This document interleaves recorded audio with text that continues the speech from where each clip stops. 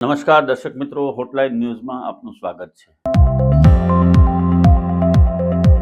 સુરેન્દ્રનગરના કલેક્ટર હાલમાં ચર્ચામાં છે. એમને ત્યાં ઈડીના દરોડા પડ્યા છે અને વ્યાપક ભ્રષ્ટાચારની ફરિયાદો એમની સામે થઈ છે.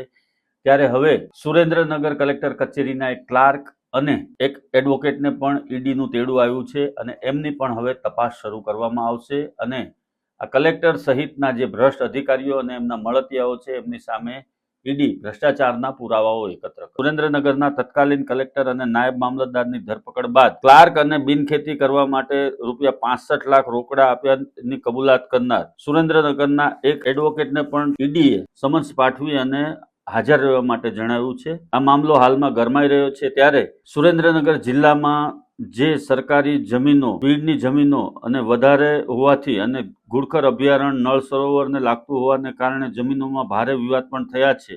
અનેક વખત અધિકારીઓ પણ ભોગ બન્યા છે.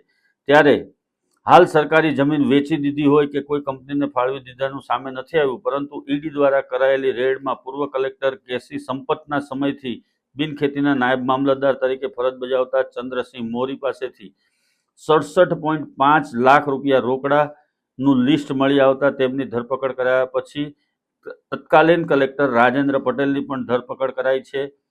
ક્લાર્ક મયુરસિંહ ગોહિલ અને ₹65 લાખ રોકડા બિનખેતી કરવા આપ્યાની કબૂલાત કરેલ વકીલ ચેતન કણઝારિયાને પણ દિલ્હી ઈડીએ સમન્સ પાઠવી અને બોલાવ્યા છે. બીજી તરફ સોલાર, વીડ અને અભયારણ્ય નજીકની જમીનો અનેકનો ભોગ લેશે એવું હાલમાં ચર્ચાઈ રહ્યું છે અને હાલમાં સુરેન્દ્રનગર કલેક્ટર કચેરી અને એના મળતિયાઓમાં ફફડાટ ફેલાયો છે કે એમનું નામ પણ ગમે ત્યારે ખુલે એમ છે.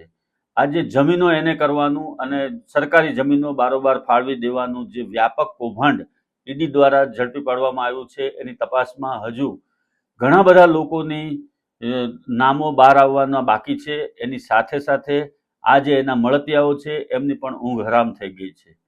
હવે સૌથી મહત્વની બાબત એ રહે છે કે સસ્પેન્ડ થયેલા કલેક્ટરની સામે ત્યારબાદ રાજ્ય સરકાર શું પગલાં ભરે છે અને આ ભ્રષ્ટાચારીઓને કઈ રીતે સબક શીખવવામાં આવે છે એના ઉપર લોકોની નજર છે.